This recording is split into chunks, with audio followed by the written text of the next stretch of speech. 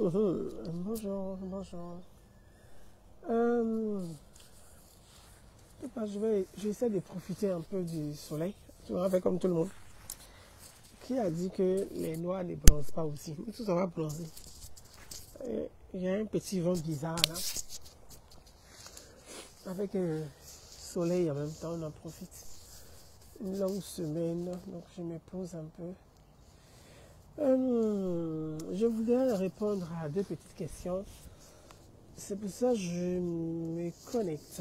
Donc merci pour ceux qui vont commencer à suivre cette vidéo. Voilà. Pardonnez-moi. Il y a les lunettes, mais ça me fatigue. Ça me prend dans les yeux. Puis moi, je suis allergique. C'est une période, mais qui est terrible, terrible, terrible pour nous tous. Pour nous qui souffrons d'allergie, hein, on ne peut pas se mettre sous les arbres. Dès que tu te mets sous l'arbre net, voilà, toi, tes yeux te grattent. Ton nez coule. Tu as palu. Je voudrais me prononcer sur deux sujets parce que j'ai eu... D'abord, je suis un peu surprise. Je vois beaucoup... Bon, je ne sais pas si c'est la nouvelle mode sur les réseaux sociaux.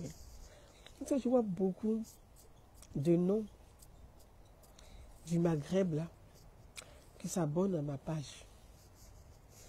Vraiment, qui m'amènent plein de messages. Je vais dire à tous ceux qui me suivent et ceux qui me connaissent, moi, les messages des inbox avec les cœurs, là, je ne réponds jamais à ça. Déjà, même les messages même. Avant, je répondais. Mais maintenant, là, pas parce que je ne veux pas répondre. Mais si c'est nécessaire, s'il y a une urgence, je peux répondre. Mais les messages des cœurs, ça là, je ne sais pas comment les gens ont le courage d'envoyer des cœurs en inbox aux gens. Mon cœur est déjà pris. C'est gentil, hein, mais mon cœur est déjà pris. Les cœurs, là, c'est pour faire quoi? Un inbox, comme vous voyez des cœurs en public, oui, ce sont des pouces, ce sont des cœurs, ce sont des likes, ce sont des bises. C'est bien, mais un inbox, tous ces messages-là, je fais quoi avec ça maintenant? Bref. Donc, je voudrais... J'ai eu quelques messages où des personnes ont dit que oui, Kavouza, tu n'aimes pas les Africains. Je trouve ça drôle et puis extraordinaire, donc je voulais répondre à ça. Bon, le début, c'est pour un peu détendre l'atmosphère. Maintenant, on va aller dans le but du sujet. Pourquoi toi, tu apportes ton soutien à Marine Le Pen? Tu n'aimes pas les Africains. À ceux qui disent ça, je vais leur poser la question. Les dire, vous-même, vous aimez les Africains? Est-ce que vous-même, vous aimez les Africains? C'est une question qui me tenait à cœur, que je voulais poser, et puis je veux qu'on puisse débattre. Est-ce que vous-même, vous aimez les Africains?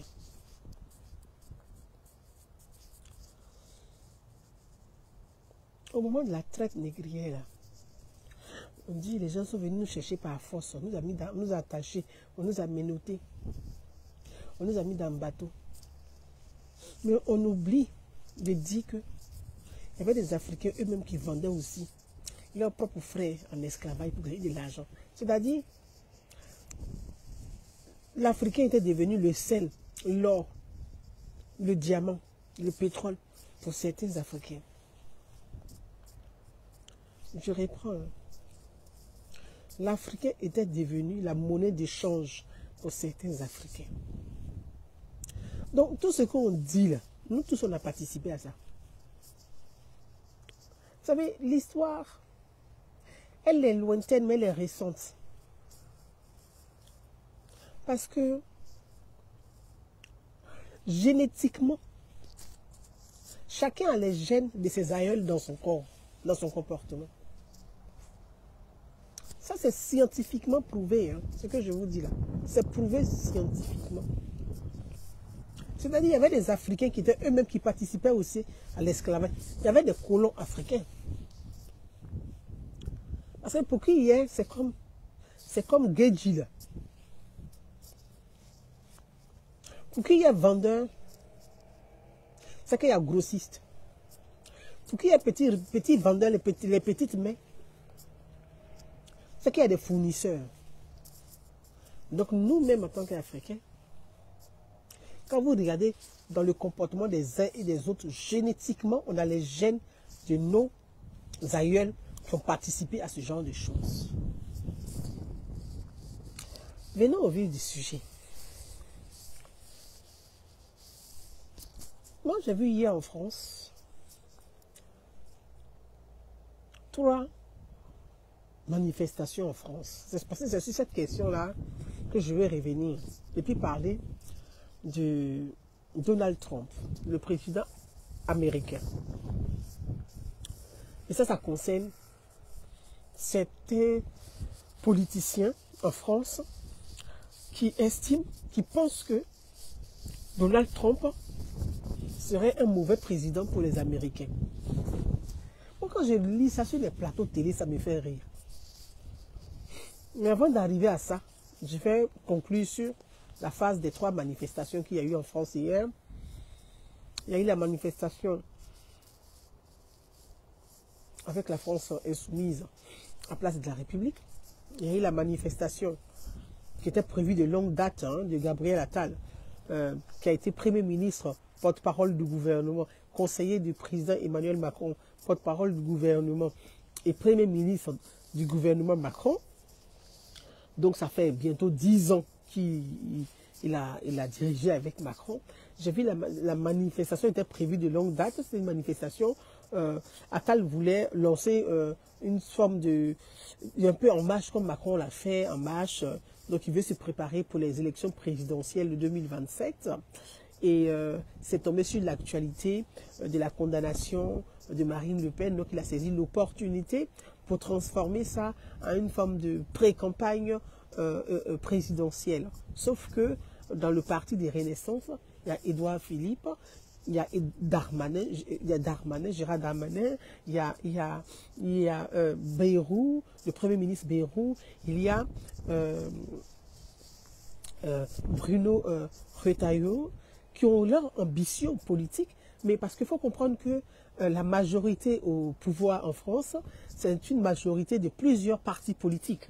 Ce n'est pas un seul parti politique, parce qu'en réalité, et ceux qui sont majoritaires dans cette majorité présidentielle, ce n'est pas le parti d'Attal, ce n'est pas le parti du président Emmanuel Macron, c'est plutôt le parti des Bayrou, le Premier ministre Bayrou, qui a au moins à lui seul 47 députés dans la majorité. Donc Bayrou, il est majoritaire en termes d'élus au sein de la majorité. C'est pour ça que Bayrou, quand Macron ne voulait pas nommer Bayrou comme Premier ministre et qu'il a appelé Bayrou tôt le matin pour lui dire « je t'ai convoqué, je t'ai appelé pour moi-même t'annoncer personnellement que je ne pourrais pas te nommer Premier ministre », Bayrou a dit à Macron clairement « si je ne suis pas nommé Premier ministre, quand je sors de ton bureau, je fais une conférence de presse pour dire que je quitte directement même la majorité ». Quand Macron a entendu ça net là, il a dit ça. Il dit, je pars. Donc quand Bayrou est sorti, les gens, il a dit, mais Bayrou va où? Maintenant, on dit, ah, monsieur le président, Bayrou, ça va directement au siège de son parti pour faire une conférence de presse où ses collaborateurs l'attendent. Il dit, rappelez-le, je le nomme Premier ministre. Parce qu'il sait que si Bayrou sort là, c'est pas bon. Donc c'est pour vous dire que, c'est que Renaissance même là, c'est plusieurs partis politiques, avec des leaders politiques qui ont des ambitions présidentielles. Et quand on fait les sondages en France, quand les sondages ont été faits en France, Édouard Philippe passe largement devant Gabriel Attal. Gabriel Attal, c'est Macron en mauvais. C'est Macron même à son en bas. Donc, c'est de qui dans Macron là? C'est pas pour aller dans Macron en moins bien. Donc, chacun a ses ambitions. Bref. Pour vous dire quoi? Et puis, on a eu la manifestation de Marine Le Pen, du soutien de Marine Le Pen à Place Vaudin, à Paris. Mais vous remarquerez que dans ces 3 manifestations, il y a 2 visions claires. Il y a 2 visions claires. À Place de la République, vous avez un parti politique qui a décidé de rassembler,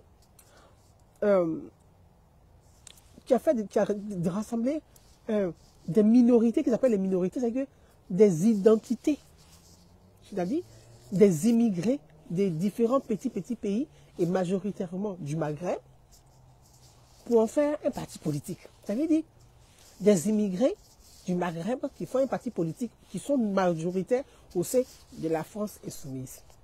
Et puis, vous avez Gabriel Attal, avec l'ensemble, comme je vous ai expliqué, des différents partis politiques, donc centristes et de droite et un peu de gauche, la gauche modérée, parce que ce qu'on appelle la gauche modérée, c'est la gauche avec les Manuel Valls, c'est ce qu'on appelle la gauche modérée.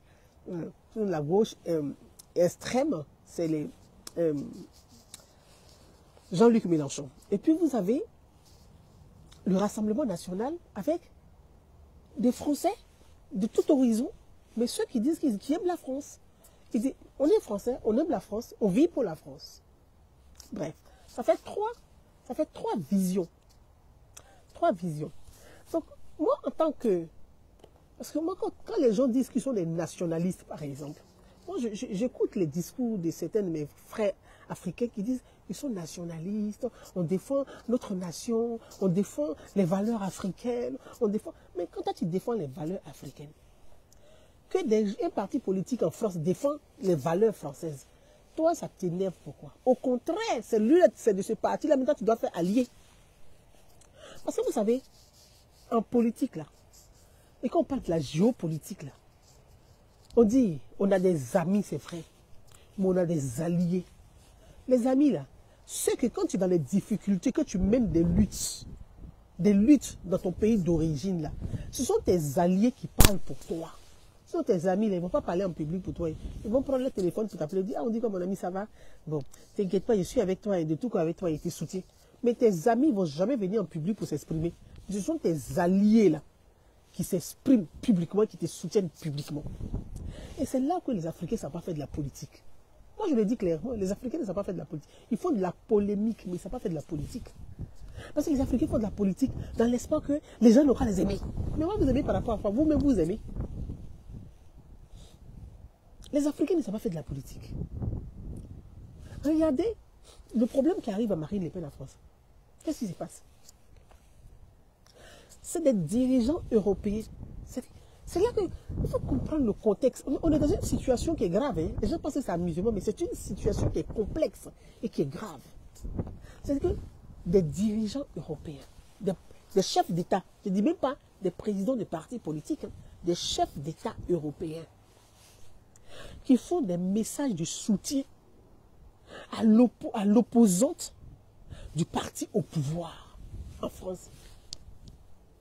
Ça démontre malheureusement l'échec diplomatique de la politique du président Emmanuel Macron.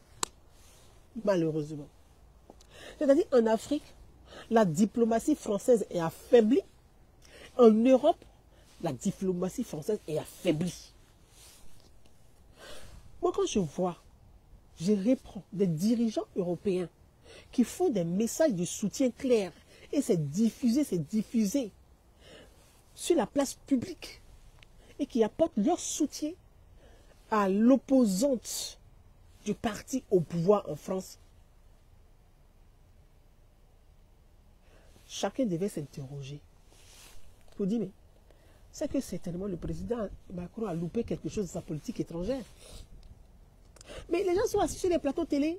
Ah non, pourquoi Donald Trump soutient Marine Le Pen? Pourquoi, comment ça s'appelle ça?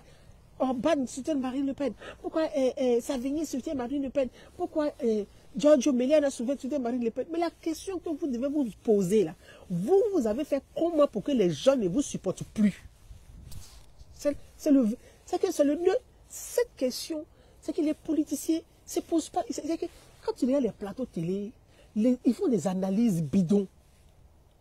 Ils font des analyses orientées au point qu'ils perdent même le sens, le fil même conducteur de l'analyse. Un président en exercice. Un président en exercice ses fonctions. Ses homologues font vidéo pour soutenir son opposante. Vous expliquez ça comment?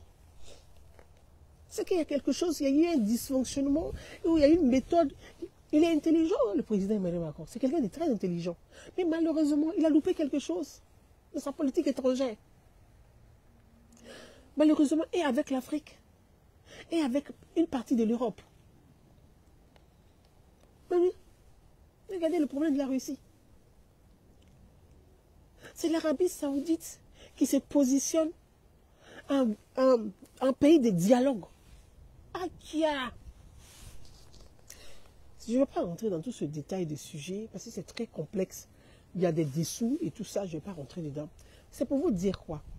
On arrive à Place de la République et vous avez des drapeaux palestiniens, des drapeaux algériens, des drapeaux des pays, c'était des pays palestiniens et puis algériens.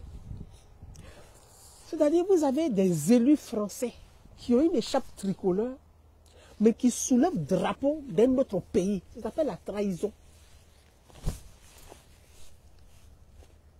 Des élus français, élus par le peuple de France, qui ont l'écharpe tricolore, et puis qui soulèvent le drapeau d'un autre pays qui insulte directement la France. Et ils soulèvent le drapeau de ce pays-là. Ça s'appelle la haute trahison. Et moi, des idéologies comme ça, je ne supporte pas ça.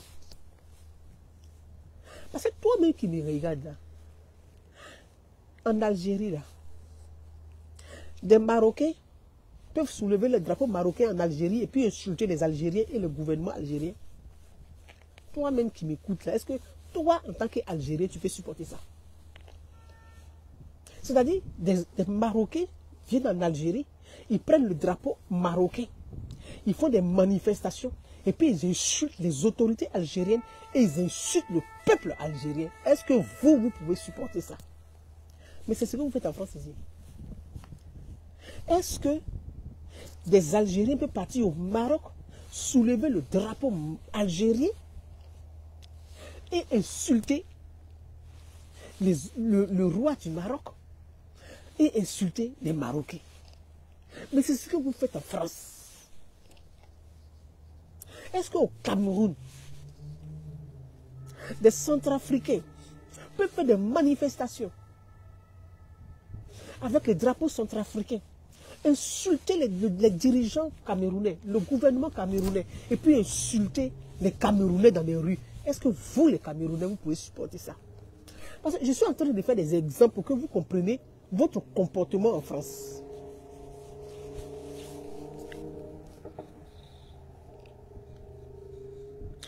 Le Burkina Faso qui sont nos frères là, nous en tant qu'Ivoiriens, qui sont nos frères. Parce que les Burkinabés là, ils montent, ils descendent. Et puis la Côte d'Ivoire, ils sont mariés à vie. Ce sont des frères. C'est les mêmes peuples là, ce sont des frères. Mais est-ce que les Ivoiriens peuvent faire manifestation au Burkina Faso, soulever le drapeau ivoirien et puis insulter les autorités burkinabées? Jamais.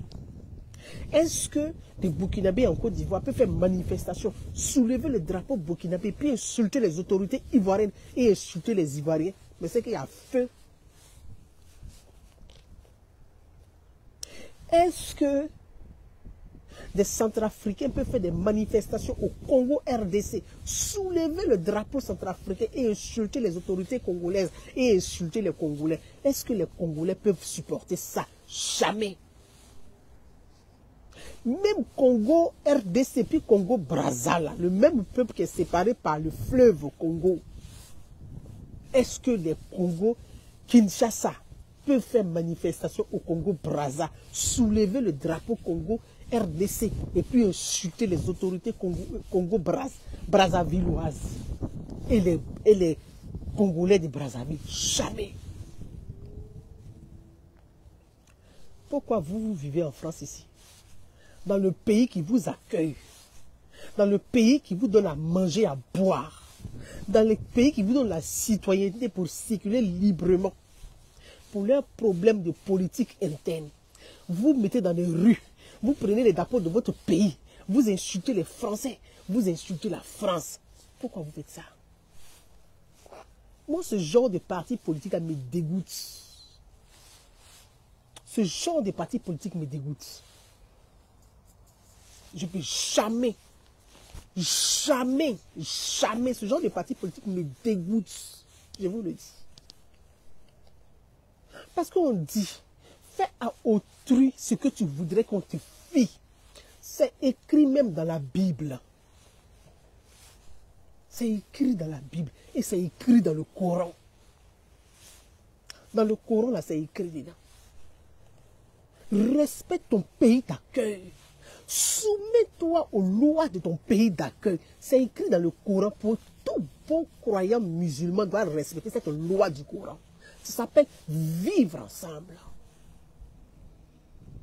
Ça s'appelle la crainte de Dieu. Mais vous venez ici. Vous ne respectez pas les lois du pays de votre d'accueil. Pourtant, on vous donne à manger, on vous donne à boire, on vous soigne, on vous loge, on met vos enfants à l'école. On paye même vos loyers, même télévision, même on paye pour vous donner. Cuisinier, on paye pour vous donner. Gazinier, on paye pour vous donner. Canapé, on paye pour vous donner. Frigo, on paye pour vous donner. Lit, on paye pour vous donner. Table à manger, on paye pour vous donner. Mais vous insultez ce pays-là tous les jours à place de la République avec le drapeau de votre pays d'origine. Pourquoi? Moi, je ne serai jamais de votre côté. Parce que je n'aime pas l'injustice. Donc, votre message que vous m'envoyez là, je ne serai jamais du côté de ceux qui insultent la France. Jamais. Jamais je serai de votre côté. Je ne serai jamais du côté de ceux qui haïssent la France. Jamais je serai de votre côté. Je ne serai jamais du côté de ceux qui crachent le drapeau français. Jamais je serai de votre côté. Jamais je serai de votre côté. Je ne serai jamais du côté de ceux qui sifflent la France. Jamais je serai de votre côté. Je serai du côté de ceux qui aiment la France. Ceux qui portent la France. Ceux qui respectent la France. La France a ses défauts, mais elle a aussi beaucoup de qualités. Nos différents pays d'origine ne sont pas des saints. Ils n'ont pas de défauts. Ils ont plus de défauts même que de qualités. Mais ce que vous faites en France, là, est-ce que vous pouvez faire dans vos différents pays d'origine? Jamais vous ne pouvez pas. Vous ne pouvez même pas faire ça. Jamais. Un pays qui vous donne la liberté. Un pays dans lequel vous avez la liberté de vous exprimer, de parler, de penser, de réfléchir, d'apprendre, d'étudier, de vous former, de travailler, de vous créer, de vous recréer. Un pays dans lequel, quand vous tombez, on vous tend la main pour dire, levez-vous, appuyez-vous sur notre genou, et puis levez-vous, vous êtes capable de vous reconstruire.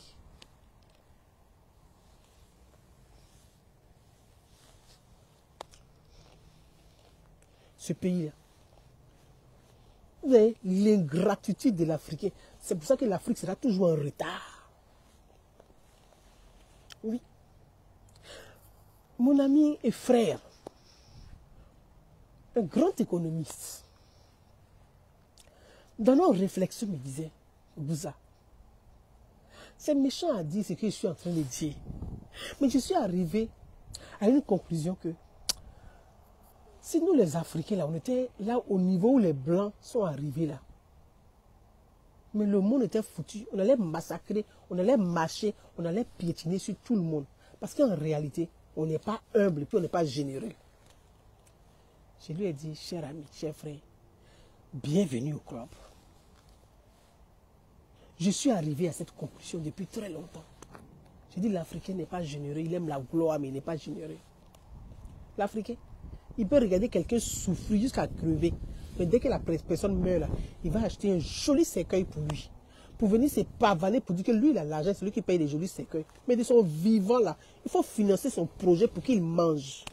Parce que quand tu es mort, tu es mort. Le reste, c'est rien. C'est que poussière.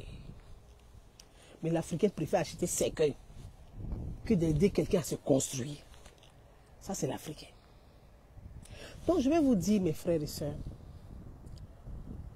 moi, Bouza Naounou, ce pays-là, même qui me donne 2% de chance, je dis merci à ce pays.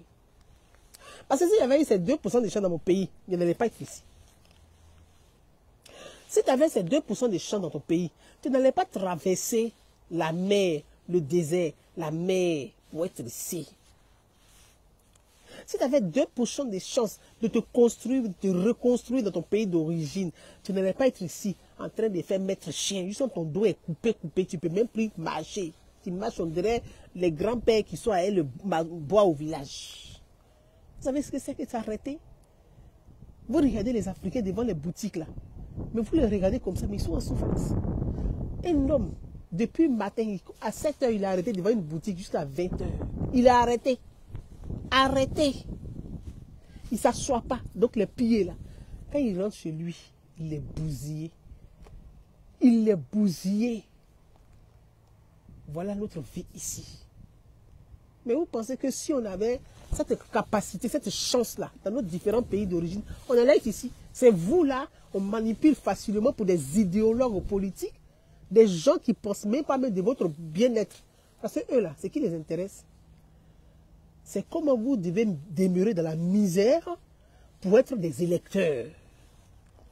Oui. Parce qu'en réalité, là, vous allez remplacer qui? On a besoin des ouvriers.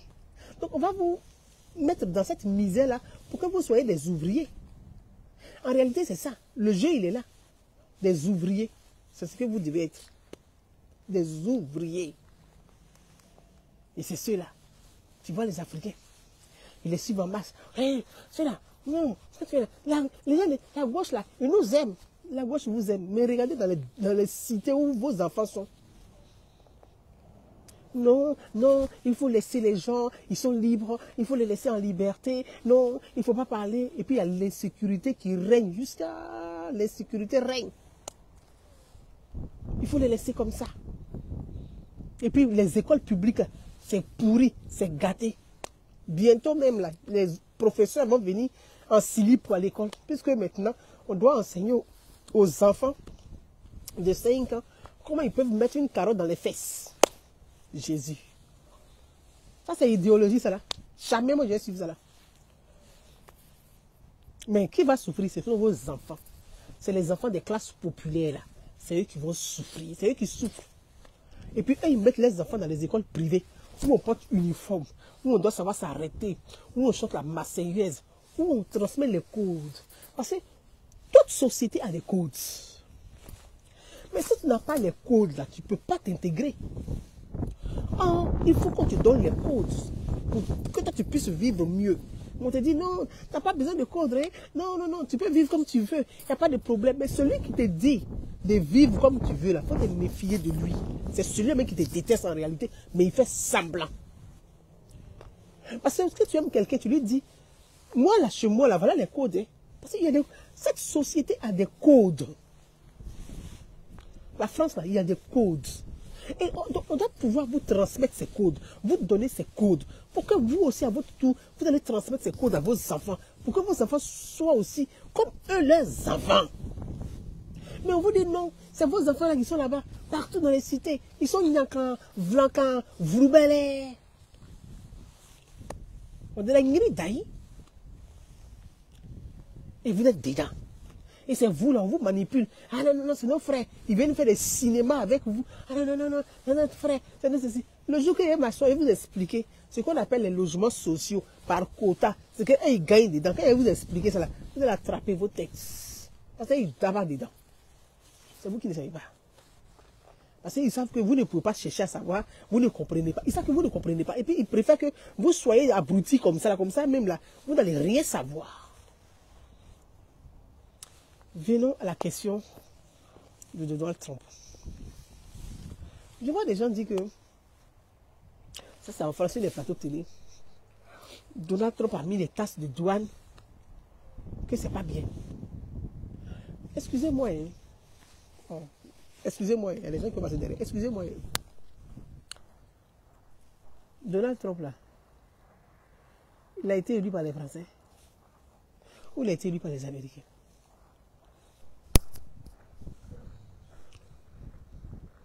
Vous qui m'écoutez là, il a été élu par les Français ou il a été élu par les Américains?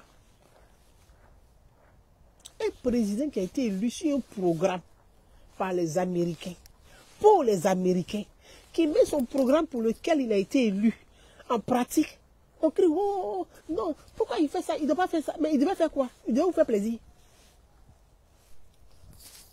Aux États-Unis, là, quand tu prends un engagement devant le peuple américain, là, qu'il a voté pour toi, là, tu dois respecter.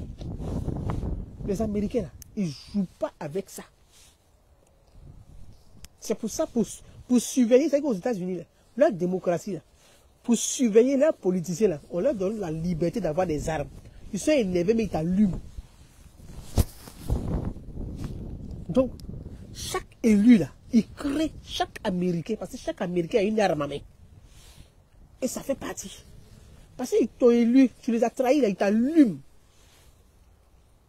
C'est pour ça que vous voyez les Américains, là. Les élus américains, là, ils ne jouent pas avec ça. C'est leur constitution, là, leur liberté, là, c'est ça. Il y a le président, il y a les parlements, il y a les, les mini-présidents, qu'on appelle les présidents des régions là, par État. Il y a des gouvernements par État. Et puis on dit tout ça là, ça ne suffit pas. Les politiciens là, ils peuvent doubler le peuple. Le peuple, vous avez le pouvoir de posséder une arme.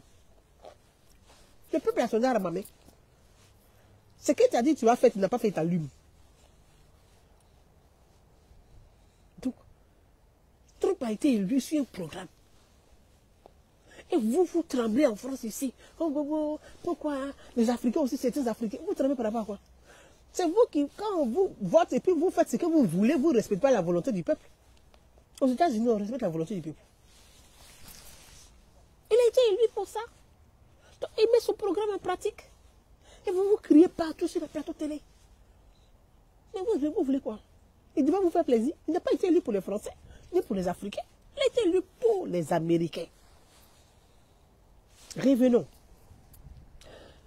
Vous voyez, j'ai dit en cela, en toute chose, il faut voir le côté positif de la chose. En toute chose, il faut voir le côté positif. Le côté positif de la chose. Aujourd'hui, là, on est dans une... Le monde est en train de se redessiner. La Chine a pris la main sur le monde. Et la Chine a appauvri, détruit les industries, détruit l'économie de chaque État. Je vais vous expliquer ça.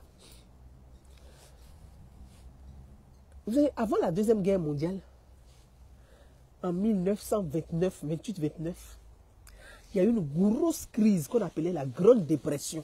Avant que la guerre n'éclate là. La guerre même est partie de là. Quand on parle de la Deuxième Guerre mondiale, on parle des dégâts de la Deuxième Guerre mondiale. Mais on n'explique pas comment la Deuxième Guerre mondiale a commencé. Je n'explique pas ça. Hein? C'est parti d'une crise de 1929 qu'on appelle la crise de 29. Je ne sais pas si ça s'appelait Jeudi Noir. Ils disent Black Tuesday. Ah, c'est des bruits d'anglais là aussi, mon cher. Ah, et comment ils ont les chiens qui les ressemblent à ce façon là. Moi, j'aime pas les chiens comme bouche coupée là.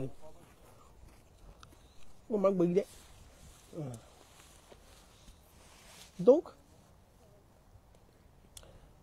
j'ai regardé mon chien, parce que dans l'amusement, le chien va venir te voir, on dit non, il est gentil, il va venir prendre ton mollet. Non, non, non. Il va venir prendre ton mollet ici là. Il faut laisser mes petits mollets bêtés mélanger guérir là ici, mon chien.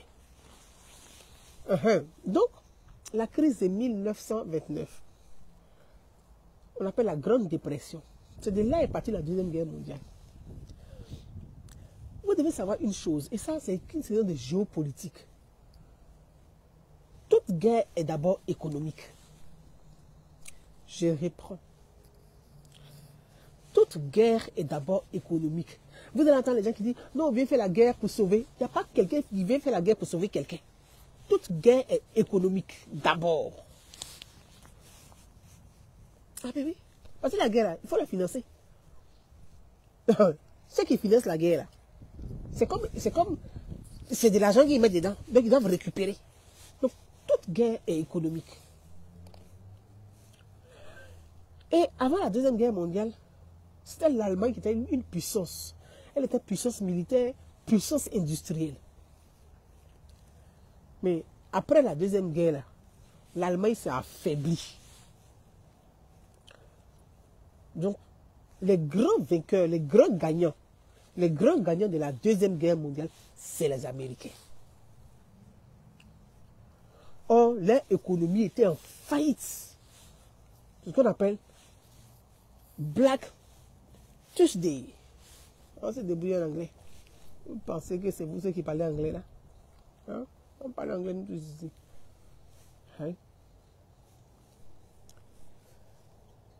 Donc, les États-Unis se sont réindustrialisés. Après la guerre, les pays se sont appauvris. L'Europe s'est appauvrie. La France s'est appauvrie. L'Allemagne s'est appauvrie. Donc, c'est-à-dire, les Américains viennent maintenant avec leur industrie. C'est là qu'ils viennent. Parce que pendant la guerre, là, ce qu'on appelle les GIs, là, les soldats américains, là, c'est que pendant la guerre, ils viennent en même temps pour mettre sur pied leur business. Ils viennent avec la cigarette, c'est les Marlboro, ils viennent avec le Coca-Cola, ils viennent avec les bars, donc les Mars, là. Ils viennent avec ça. Donc, les gens, la famine, pendant la guerre, les gens ont faim. Donc, quand les Américains leur donnent du Coca, là, ils boivent, ils sont contents, parce que c'est sucré, ils boivent. Quand on leur donne les bars, des bars de Mars, là, des Kinder, ils mangent. Parce que c'est la guerre, les gens ont faim, les familles souffrent. Même, il y a quand on te raconte la fête de la guerre, il y a des femmes qui se prostituaient rien que pour une barre de chocolat pour donner à leurs enfants. Parce qu'il n'y avait pas à manger, les gens souffraient, les gens mouraient. Et puis après la Deuxième Guerre, les gens avaient besoin de souffler. Donc, les gens ont besoin de souffler parce qu'ils ont quand même... Donc, les Américains maintenant viennent inonder le marché maintenant européen avec Coca-Cola, avec les Schweppes, avec les barres de chocolat, avec leurs produits industriels. Ils viennent inonder le marché européen. Ils récupèrent tous les marchés. Ça relance l'économie américaine. Or, l'économie américaine, là, il y a eu banqueroute. Mais ça a relancé l'économie américaine. Les Français, là, c'est après 20 ans qu'ils ont compris que, dans cette guerre-là, c'est les Américains qui avaient gagné ça. Aux Américains, ça a profité. Ça, c'est le côté économique de la Deuxième Guerre, qui est malheureusement comme ça. Or, malheureusement, il y a eu des millions et des millions et des millions de morts. Malheureusement, la guerre, elle est économique. Aujourd'hui, on a la Chine. Qu'est-ce que fait la Chine? Les Américains ont mis quoi en place après la Deuxième Guerre mondiale? Ils ont mis le traité de libre-échange. Parce qu'ils pensaient qu'ils allaient les profiter seuls. Hein? Ils ont mis le traité de libre-échange. Le traité de libre-échange, c'est-à-dire, moi je peux produire ailleurs, je peux venir vendre chez toi. C'est ça le traité de libre-échange. Donc on est libre d'échanger, de vendre. C'est comme les trocs qui existaient depuis bien avant. Donc, les Chinois, ils nous l'ont dit, comme ils sont travailleurs et disciplinés, ils se sont disciplinés. Ils se sont mis au travail. Ils ont commencé à travailler. Les Européens qui vont perdre même gros dans tout ça là. Tellement que les Européens, eux, ils aiment le profit, malheureusement. Ils ont commencé à désindustrialiser. Ah, comme il y a traité de libre-échange, si on prend nos industries, qu'on va les produire, par exemple les chaussures avant, pour ceux qui me connaissent, nous on apportait les chaussures Bata à l'époque. Nos parents commandaient ça dans l'usine, les Bata là. Parce que quand tu portes chaussures Bata, on dit, ouais, tu es de l'enfant d'une classe. En tout cas, nous on a porté Bata. Chaussures Bata là, on a porté ça. Mais les chaussures Bata là, c'était français. Mais les Européens disent quoi? Comme il y a le traité de libre-échange, avec les Américains qui ont mis... le nom il viendra. Le traité de libre-échange, on va aller produire, cherche dans où la main-d'œuvre est moins chère. Donc ils sont les produits en Chine. Vous voyez? Ils sont les produits en Chine. Les Chinois disent, il n'y a pas de problème. Nous, on vous donne l'espace pour venir construire. Si vous voulez produire ici, nous, on a la main-d'œuvre qu'il faut. On peut apprendre, on a appris, on prend moins cher. Mais à condition que vous installez les usines ici et toutes les pièces que vous devez confectionner pour pouvoir confectionner vos produits, vos chaussures, vos sacs, vos vêtements, tout doit être confectionné en Chine et par des Chinois. Dans ce cas, venez nous montrer comment on fait. Nous, on va travailler pour vous produire ça. Les Occidentaux n'avaient pas vite compris ça. Hein? Ah, les industriels, là, eux, ils aiment l'argent, le profit qui compte pour eux. Sous Mitterrand, ils ont pris toutes les entreprises françaises. Ils ont vendu ça à Les réformes, on ne comprend pas pour pouvoir. C'est-à-dire qu'ils ont bousillé l'industrie française. Là. Ils ont pris les entreprises. Là. Ils ont acheté à 1 franc symbolique, 1 franc symbolique, 1 franc symbolique. Oh, c'est eux-mêmes qui sont derrière. Hein. Ils viennent vendre à 1 franc et puis ils récupèrent. Ils sont allés déposer ça en Chine. Les Chinois ont commencé à produire.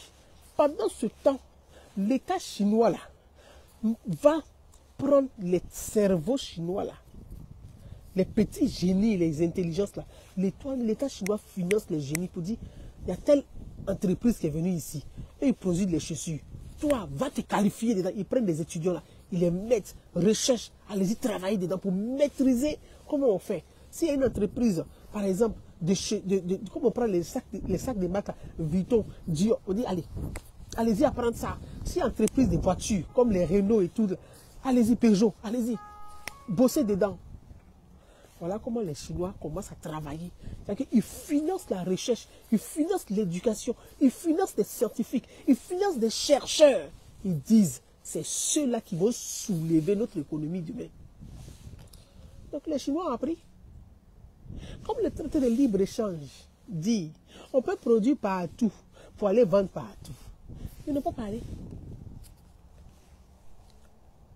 Les Chinois n'ont pas parlé. Ils produisent maintenant, c'est-à-dire que les entreprises chinoises, européennes sont là, non? Ils vont à côté, ils vont dans une autre ville, ils font la même entreprise, ils produisent les mêmes produits, et puis ils viennent vendre ça maintenant en Europe. Donc la chaussure, exemple, qui coûte une paire de chaussures, on va prendre Scarpé, on va dire à 150 € par exemple, une petite chaussure à 150 €. Mais le Chinois te produit la même chaussure et il vient la vendre en France à 70 €.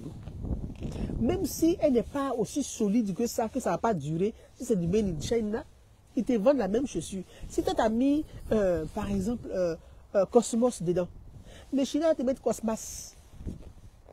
Il ne va pas loin. Tu as mis Cosmos, tu te mets Cosmas.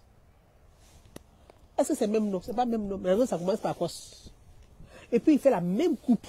Et puis il vend ça à 70 €. Voilà comment les entreprises européennes commencent à tomber,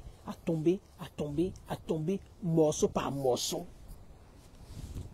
Parce que ils n'ont plus créé de l'emploi en France. Ils ont fait du peuple français des consommateurs. Avec la mondialisation, on parle de la mondialisation folle, qui a fait des peuples des consommateurs et non des des producteurs. Donc en France, au lieu de produire la chaussure, on consomme. Mais c'est en produisant qu'on crée de l'emploi, qu'on renforce l'économie. Mais nous, on n'a pas fait de grandes écoles, mais l'économie, ce n'est pas compliqué. Hein. L'économie, là, c'est 2 plus 2 égale à 4. 2 plus 2 ne peut pas faire 3, ni 3 et demi. C'est 2 plus 2 égale à 4. C'est ça l'économie. Ce n'est pas magie. L'économie, ce n'est pas la magie. Mais si tu ne produis pas, que tu consommes, mais tu seras forcément en déficit. Oui ou non? Vous qui m'écoutez là, moi, intérieurement, j'essaie de me débrouiller dans mon petit français, d'Abobo Soyefia. Vous qui m'écoutez là, c'est faux. En économie, si toi, tu ne produis pas la richesse que tu consommes, mais tu seras en déficit. C'est comme, je prends un exemple simple. Tu as 2 millions. Mais tu ne multiplies pas les 2 millions, mais tu bouffes seulement. Mais l'argent va finir. À un moment donné, mais tu as découvert. Donc, tu es obligé de prendre crédit sur crédit pour combler tes découvertes. Là. À un moment donné, là, tu es bloqué. Tu ne peux plus prendre, tu es bloqué. Mais c'est ce que l'Europe a fait. Au lieu de produire, même regardez, métal, le fer, là.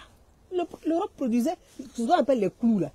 On appelle pointe, là. On dit en français à Bobo, les pointes. C'était la France qui produisait ça. Mais aujourd'hui, ils ont donné le marché. Ils sont allés déposer l'usine en Inde. Aujourd'hui, vous payez pointe que vous-même vous produisez. Là, vous payez dans la main des Indiens. C'est pourquoi. Donc, les industries ont quitté les régions françaises. Or, dans la décentralisation, les industries étaient à l'intérieur du pays. Donc, beaucoup dans le nord, en Normandie. Vous voyez, c'est là-bas, donc ça créait de l'emploi dans ces régions de la France. Mais comme les industries ont fermé, les régions sont devenues pauvres, ils ne produisent plus, il n'y a pas d'emploi et les populations souffrent là-bas. C'est la même chose aussi aux États-Unis. C'est la même chose aux États-Unis.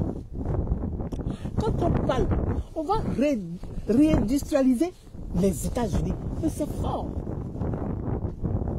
Après la Deuxième Guerre mondiale, les États-Unis étaient forts, puissance économique. Les Ford, là, les voitures Ford, là, les gens payaient partout. Tout le monde roulait en Ford, en Cadillac. Mais aujourd'hui, là, les gens roulent en quoi? La Chine a inondé le monde avec les voitures low cost. Donc, les gens vont là où c'est moins cher, puisqu'il n'y a plus de production, il n'y a pas d'argent. Les gens sont dans la consommation, ils sont obligés de consommer moins cher. Ils ne peuvent plus consommer de qualité. Oh, les États-Unis, leurs voitures Ford, là, ils ne peuvent pas vendre Ford en Chine. Les Chinois produisent des voitures on dit bas de gamme, à bas prix. Bon, toi, tu es pauvre comme moi. On dit la voiture fait, si la voiture fait 3 millions, 5 000 euros, mais tu as appelé payer une voiture de 25 000 euros. Tu allais payer une voiture de 5 000 euros. Parce que ce qui est important, il faut que tu conduises. Parce que c'est une nécessité. Donc, aujourd'hui, la Chine a inondé le monde, donc a appauvri l'économie des nations. Parce que les Chinois, ils consomment chinois. Ils ne consomment pas pour vous. Hein. Quand le Chinois s'installe dans ton pays, ils ne consomment pas. Hein. Ils consomment chinois. Ce qu'ils mangent vient de Chine. Ce qu'ils portent vient de Chine. Sa voiture vient de Chine. Son téléphone vient de... Tout vient de Chine. Donc, ils ne créent pas de la richesse. Les Chinois, ils consomment chinois. Donc, Trump a compris. Il dit, OK. Comme c'est la mondialisation qui fait que vous vous comportez comme ça dans les pays des gens là, il n'y a pas de problème. Moi, je mets droit de douane. Je mets droit de douane parce que les voitures américaines là, les pièces détachées ne sont pas produites aux États-Unis. Les pièces détachées sont produites ailleurs. Elles sont produites ailleurs. Et puis, ils viennent faire l'assemblage. Les Chinois ont compris. Je vais vous donner un exemple. Prenons Renault. Récemment, j'ai rencontré le directeur de Renault à un colloque. Et j'ai eu la chance d'échanger avec le monsieur. Je lui ai posé la question. Il m'a dit, attendez, Renault était vraiment... On ne comprend pas pourquoi Renault a perdu ses marchés en Afrique. Voilà pourquoi j'ai posé la question. Et je vous dis, la discussion était tellement intéressante. Ça m'a conforté dans ce que je pensais. Parce que je me disais, mais comment ils se sont arrangés pour perdre autant de marché? Je vais vous expliquer. Quand Renault sort sa voiture qu'on appelle Scénic, qui était à 5 000 euros, donc c'est une voiture low cost, c'est une voiture bas de gamme, qui allait permettre à tout le monde, même aux ouvriers, de pouvoir avoir accès à la voiture, qui est une nécessité, qui n'est pas un luxe, c'est mobilité, c'est une nécessité. Bon, donc, Renault fait la voiture à 5 000. Sauf que la France, là, elle a perdu son industrie. Donc, les pièces détachées, là, vous arrivez ça en Chine, en Corée. Qu'est-ce qu'ils font? Les Chinois vous regardent, ils disent rien. C'est eux qui produisent les pièces détachées, et puis vous faites les assemblages, non? Ils disent rien. Quand ils voient que la voiture que Renault a sortie à 5 000 est prise, c'est-à-dire qu'elle a marché, a fonctionné, les Chinois ont fait la même chose, et puis ils n'ont pas donné le nom de Renault, ils ont donné le nom chinois. Et puis ils sont venus inonder le marché. Et puis ils vendent ça en dessous de 5 000 euros. Donc, vous allez aller payer pour où? Vous allez payer la voiture qui est en dessous de 5 000 euros.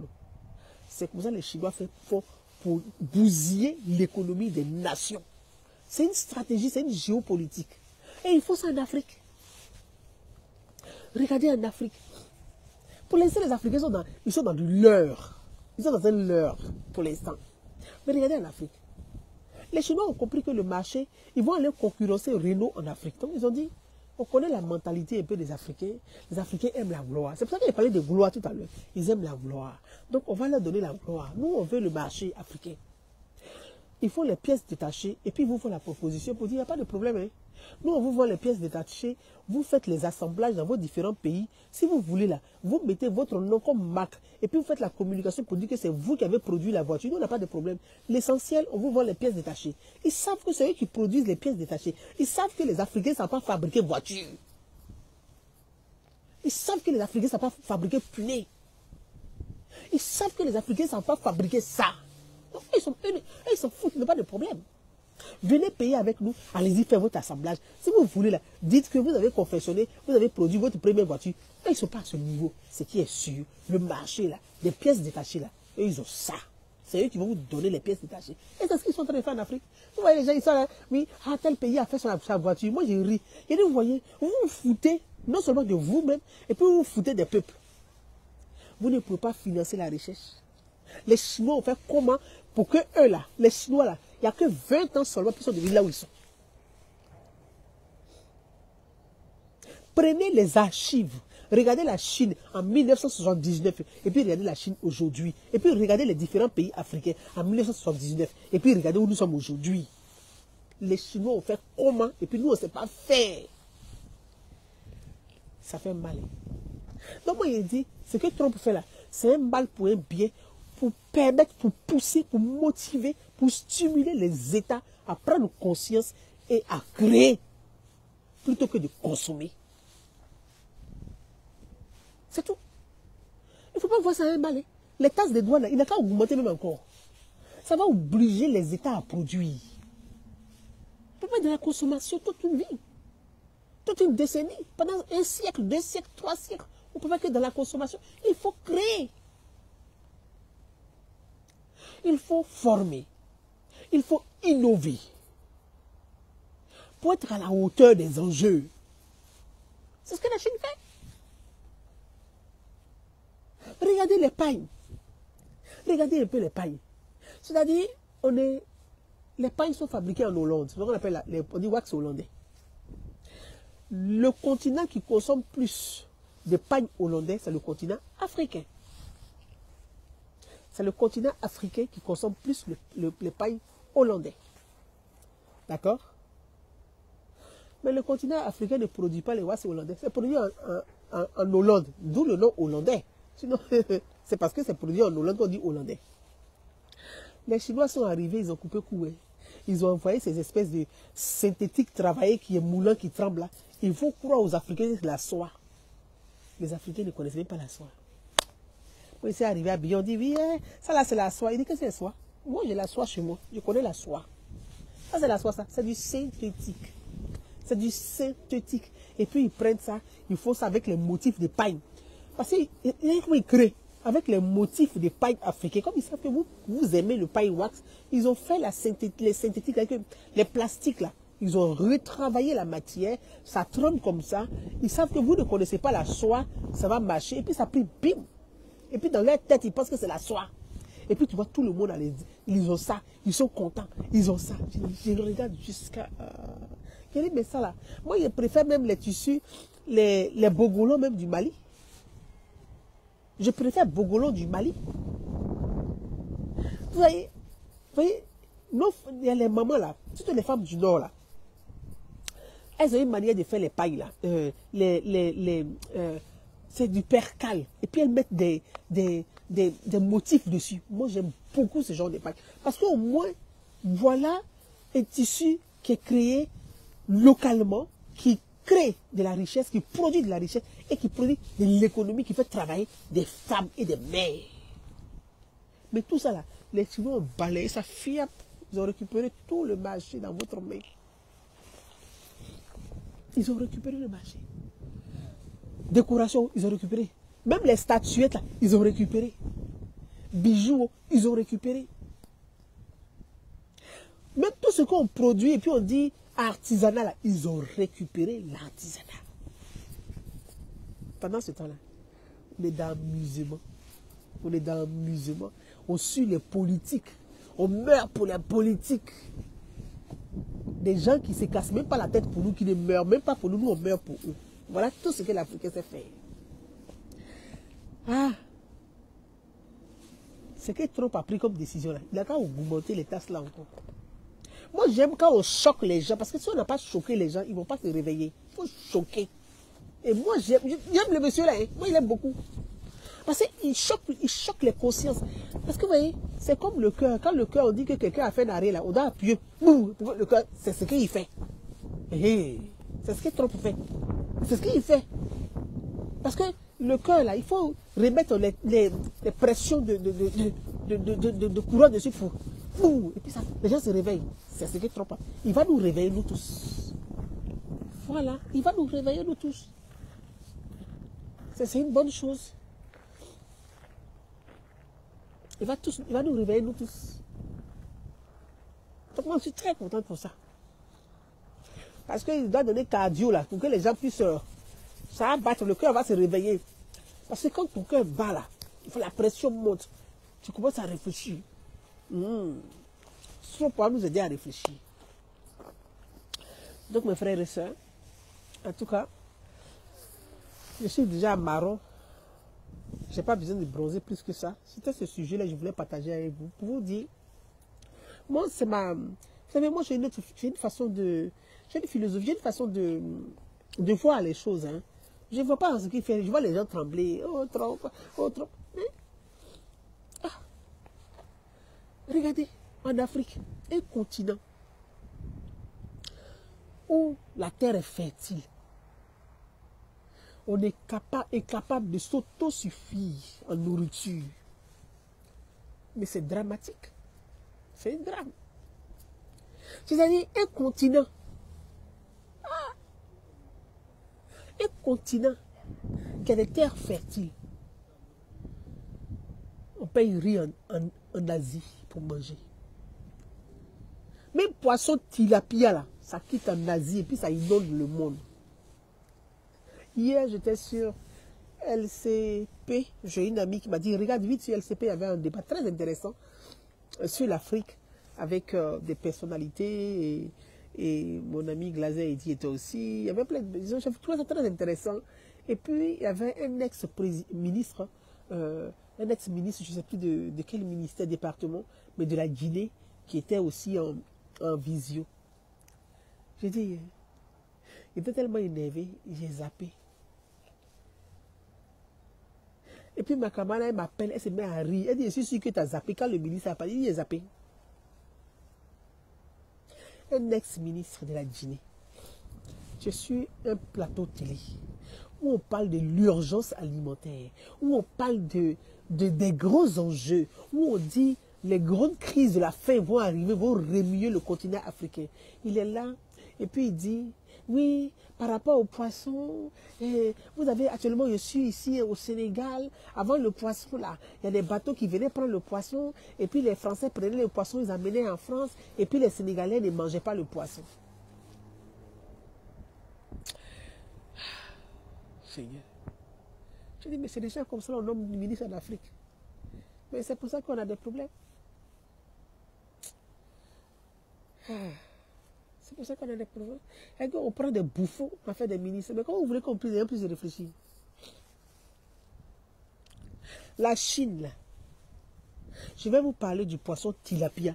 Pour ceux qui vivent ici, aujourd'hui, même tout le monde en Afrique mange le tilapia. Le tilapia, là, en 1976, à Dabou, ou Jacquesville, entre les deux précisément, il y a un Chinois. Vous vous rappelez, avant là, nous on était, c'est pour ceux qui étaient là, et donc ça vous, je pose la question. Mais je sais que dans la continuité, aux années 90-95, on a tous mangé ce genre de poisson. Quand les gens partaient à Jacquesville et puis à Dabou, il y avait des restaurants où les gens partaient directement, ils vont pêcher le poisson, et puis ils préparaient ton poisson, ils faisaient ton poisson braisé, ou ton peuple, tu mangeais directement. Donc, il y a eu des Chinois et des Coréens qui sont partis à Dabou. Et ils ont mangé ce poisson, ils le trouvaient tellement bon. Vous savez ce qu'ils ont fait? Ils ont pris le poisson. Ils sont allés en Chine avec le poisson. Et ils ont commencé à faire l'élevage de ce poisson. C'est carpe d'eau douce. C'est le carpe, c'est carpe là, la carpe du moins. Carpe d'eau douce là, de chez nous en Côte d'Ivoire. C'est ça que tilapia aujourd'hui qui a pris le monde entier. Ça me fait mal. de reprendre la partie là. Carpe d'eau douce, ce que nous on appelle carpe d'eau douce là, à Dabou, Jacquesville, les pays lagunaires là. C'est ça des touristes, des Chinois ont mangé dans un restaurant, dans un maquis à Dabou. Ils ont trouvé le goût bon. Ils sont partis en Chine avec ça. Ils ont fait élevage de ça. Aujourd'hui, ils sont devenus leaders mondiaux des tilapia. Vous pensez que nous, en Côte d'Ivoire, on peut être leader mondial des carpes? Vous pensez ça? Ça fait mal, hein? Ça fait mal. Donc quand j'entends ce ministre-là, de la Guinée, parler de poissons, je suis fâché. J'ai changé de chaîne en même temps. Il dit, c'est même pas la peine de l'écouter. C'est pas la peine. Les meilleurs poissons sont au Sénégal. Les meilleurs poissons sont au Sénégal. Quand on dit poissons là, meilleurs poissons sont au Sénégal. Pourquoi ce Sénégal-là ne peut pas être leader de production, de qualité, de poissons partout, dans toute l'Afrique, jusqu'à dans le monde? Parce que nous n'avons pas un projet commun. Parce que l'Afrique passe son temps à se bagarrer. Parce qu'avec l'instabilité, avec des crises, avec des politiques, avec des mauvaises gestions, avec la mauvaise gouvernance, l'Afrique ne peut pas émerger. On va taponner, on va s'asseoir dans poto. Les gens vont partir, vont nous laisser. On est toujours dedans. Jacques Attali a dit, les gens rêvaient pour dire, à l'horizon 2050, l'Afrique sera émergente. Mais les gens ont fini par comprendre que non, ce n'est pas l'Afrique qui sera émergente à l'horizon 2050. C'est l'Inde. Ce n'est plus nous, c'est l'Inde. Parce qu'on n'a pas pris la trajectoire pour être émergent à l'horizon 2050. On n'a pas pris ça. Regardez même l'Afrique de l'Ouest, on est déstabilisé partout. Les institutions sont presque même en faillite. Celui qui se lève, il prend son âme, il tire, il devient président, il est assis. C'est tant que lui, on ne l'a pas déjà, il ne quitte pas. On va avancer comment? On va avancer comment? Donc l'Afrique de l'Ouest, on est déstabilisé avec les terroristes, en plus des institutions qui sont dans la main des militaires. Chacun vient, il tire, il prend le pouvoir, il reste là, il peut faire autant de nombre d'années qu'il veut, il s'en fout, il déclare qu'il sera éternellement président. Tant qu'on ne l'a pas chassé, lui il ne part pas. L'autre vient, tant qu'on ne l'a pas chassé, lui il ne part pas. L'autre vient, tant qu'on ne l'a pas chassé, lui il ne part pas. Mais à quel moment on va s'en sortir sur ce continent? Les Chinois là, je vous dis, il n'y a que 20 ans. C'est qu'on voit aujourd'hui, puis on dit, oh là là, la Chine, oh là là. Il n'y a que 20, en 20 ans, ils sont devenus, oh là là, la Chine. Mais nous là, on est là, ça fait 70 ans, on n'est pas encore, oh là là, l'Afrique. On est dans, oh yo yo, l'Afrique. Donc mes frères et sœurs, sur ce, je vais vous laisser. Je pense que j'ai terminé. Je vais profiter de ma petite balade. Si je peux encore, on se parle. Sinon, si je ne peux pas, on se parlera plus tard pour un sujet concernant la culture. La culture. À vous tous, je vous souhaite un très bon lundi, fin d'après-midi d'ailleurs. Et puis je dis une chose pour conclure. Aimez votre pays d'accueil. Aimer votre pays d'accueil ne veut pas dire que vous détestez ou vous reniez votre pays d'origine. Vous êtes le lien entre votre pays d'accueil et votre pays d'origine. Nous sommes les ambassadeurs. À vous tous, très bon lundi. Bye bye.